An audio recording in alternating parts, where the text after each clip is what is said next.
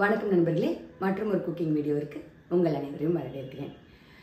இன்னைக்கு நாம இந்த கிச்சன்ல ஒரு நண்டு குழம்பு தான் பார்க்க போறோம். காரசாரமா இந்த வெதருக்கு ஏற்ற மாதிரி சூப்பரா ஒரு நண்டு குழம்பு பண்ணலாமா?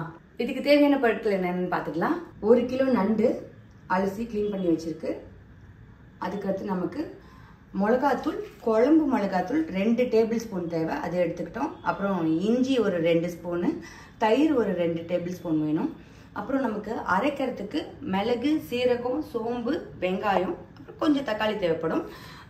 அதுக்கப்புறம் தேங்காய் ஒரு 1லேருந்து 1.5 சில்லு பொடியாக நறுக்கி வச்சுருக்கேன். தேவையான அளவு உப்பும் எடுத்துகிட்ருக்கேன். அப்புறம் நமக்கு வதக்கிறதுக்கு ஒரு 3 மீடியம் சைஸ் பெரிய வெங்காயம் நறுக்கி வச்சுருக்கேன். 3 மீடியம் சைஸ் தக்காளி, ஒரு 4 பச்சை மிளகாய், அவ்வளோதான். ஒரு 2லேருந்து 3 டேபிள் ஸ்பூன் எண்ணெய் ஊற்றிக்கலாம். எண்ணெய் காஞ்சோன்னா ஒரு 1/2 ஸ்பூன் சோம்பு போட்டுக்கலாம். நான் நண்டு குழம்புக்கு தாளிக்கும் போது சோம்பு தவிர்த்து வேற எதுவும் யூஸ் பண்ண மாட்டேன். நீங்கள் கடுகுலாம் போட்டுக்கிட்டா போட்டுக்கலாம். இப்போது சோம்பு நல்லா பொரிஞ்சிருச்சு. நாம் வெட்டி வச்சிருக்க இந்த 3 பெரிய வெங்காயத்தை இதில் சேர்ப்போம்.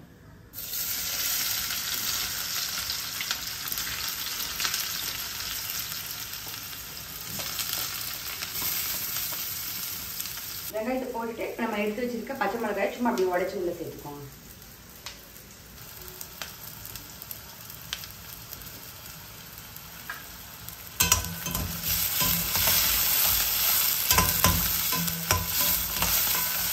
வெங்காயம் வதங்கும் போது நம்ம கொஞ்சம் உப்பு போட்டுக்கலாம்.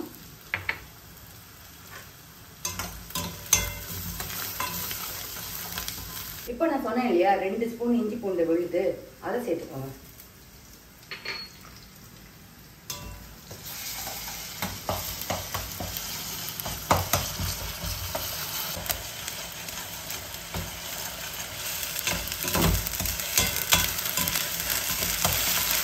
இப்போ நம்ம 3 தக்காளி நறுக்கி வச்சிருக்கோம். அதில் ஒரு 1/2 தக்காளி மட்டும் இதில் விட்டுட்டு மீதி தக்காளிலாம் இதில் போடுங்க. போட்டு நல்லா வதக்குங்க.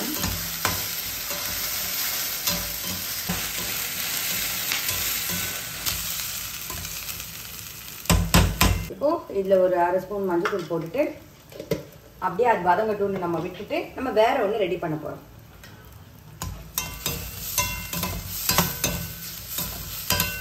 இது வதங்கட்டும்.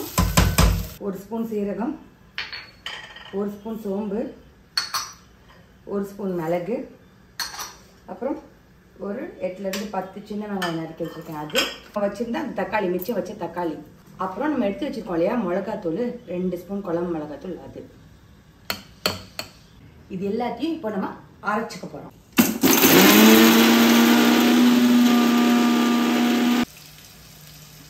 நம்ம அரைச்ச பேஸ்ட்டு இப்படி தான் இருக்கும். இப்போ பார்த்தீங்கன்னா நம்ம தக்காளி போட்டோம். தக்காளி நல்லா நான் வதக்கிட்டேன். இந்த அளவுக்கு நல்லா தொக்கு மாதிரி வர மாதிரி நம்ம வதக்கிக்கணும். இந்த மாதிரி வந்ததுக்கப்புறம் இந்த ஸ்டேஜில் இப்போ நம்ம அரைச்சி வச்ச விழுதை இதுக்குள்ளே சேர்க்க போகிறோம்.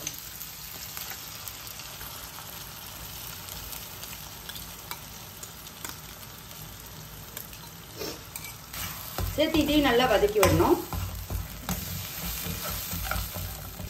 நல்லா கொஞ்சம் பச்சை வாசம் போகிற வரைக்கும் வதக்குங்க.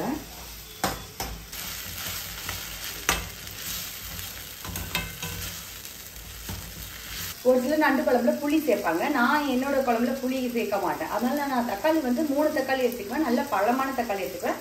ப்ளஸ் தயிர் கொஞ்சம் சேர்ப்பேன். இப்போ பார்த்தீங்கன்னா இதை போட்டதுக்கப்புறம் நம்ம தயிர் போட்டு கொஞ்சம் நேரம் வதக்க போகிறோம்.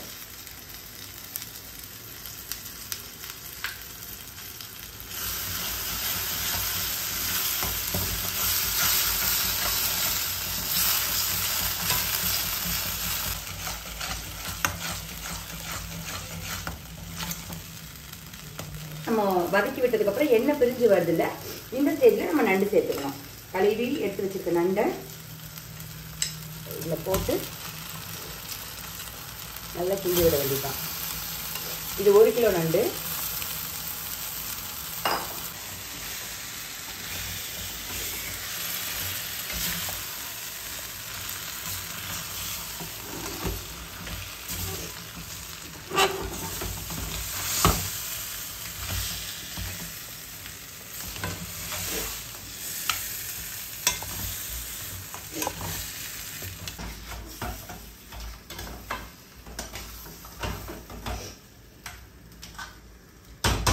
இப்போ நண்டு போட்டு நான் 5 நிமிஷத்துக்கு நல்லா வதக்கி விடுங்க, அது வதங்கட்டும்.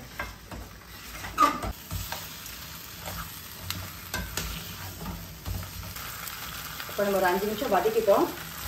இப்போது நம்ம தண்ணி சேர்க்கலாம். நம்ம குழம்புக்கு எவ்வளோ தண்ணி வேணுமோ அவ்வளோ சேர்க்க போகிறோம். இது வந்து மிக்ஸி அலசின தண்ணி, அதை நான் முதல்ல சேர்த்துக்கிறேன். அதுக்கப்புறம் இந்த நண்டுலாம் கொஞ்சம் மூழ்கிற அளவுக்கு நமக்கு குழம்பு பதத்துக்கு நம்ம சேர்த்துக்கலாம்.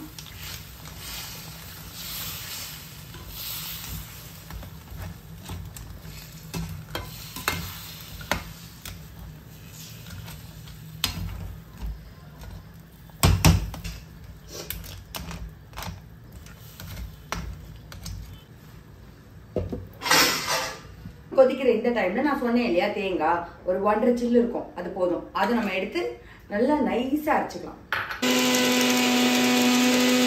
தண்ணி ஊற்றி நம்ம வேக வச்சோம்ல, அப்போ வந்து உப்பு பார்த்து நீங்க வந்து சரியா இருக்கான்னு போட்டுக்கோங்க. நான் வந்து மறந்துட்டேன். இப்போ மறுபடியும் கொஞ்சம் உப்பு சேர்த்துக்கலாம்.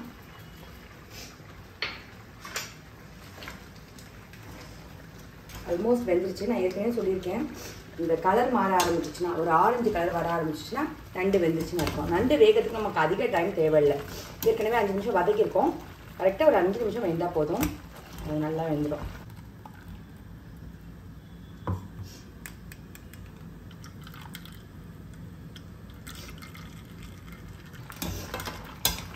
சூப்பராக நண்டு குழம்பு ரெடி ஆகிடுச்சு. இப்போது இந்த ஸ்டேஜில் நம்ம வந்து ஸ்டவ் ஆஃப் பண்ண போகிறதுக்கு முன்னாடி தேங்காய் சொன்னேன் இல்லையா, அதை நான் பாலாக எடுத்து வச்சுருக்கேன். உங்களுக்கு திக்காக ஓகேனா நீங்கள் அப்படி நல்லா அரைச்சி கூட சேர்த்துக்கலாம். நான் எப்பவுமே பால் தான் சேர்ப்பேன்.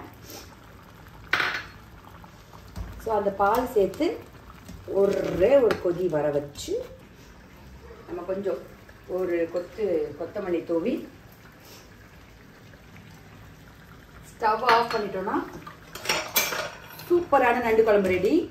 இது வந்து தோசை, சப்பாத்தி, அப்புறம் ஆப்பம், இடியாப்பம் எல்லாத்துக்குமே சூப்பராக இருக்கும். சாப்பாட்டுக்கு வேறு லெவலில் இருக்கும். இப்போது வீட்டில் பயங்கரமாக கோல்டெல்லாம் இருக்குல்ல எல்லாருக்கும், அந்த மாதிரி டைமில் இந்த மாதிரி பண்ணி கொடுங்க. இல்லை நம்ம மிளகு சேர்க்குறோம். நண்டே வந்து கோல்டுக்கு ரொம்ப நல்லது. மிளகு சேர்த்து பண்ணும்போது இன்னும் கோல்டு இருந்த இடம் தெரியாமல் ஓடி போயிடும்.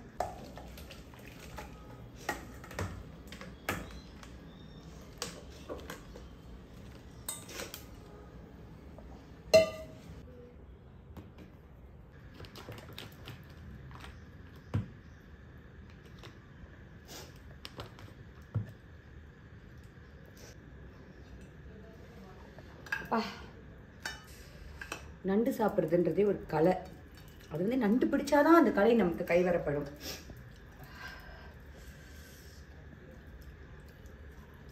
வாவ், சூப்பராக இருக்குது. இந்த மாதிரி சொதன்னு சாப்பிடுங்க, அப்போ தான் ரொம்ப நல்லாயிருக்கும். ஸோ சாப்பிட்டா இந்த நண்டு இப்போ சூடாக இருக்குது. இல்லைன்னா அது பாருங்கள், இதுக்கு நடுவில் கைவிட்டு அதை எடுத்து சாப்பிட்றது வேறு லெவல் டேஸ்ட்டில் இருக்கும். சாப்பிடுங்க. கடைசியாக ஊற்றுமே தேங்காய் பால், அது ரொம்ப டேஸ்ட்டாக இருக்குது.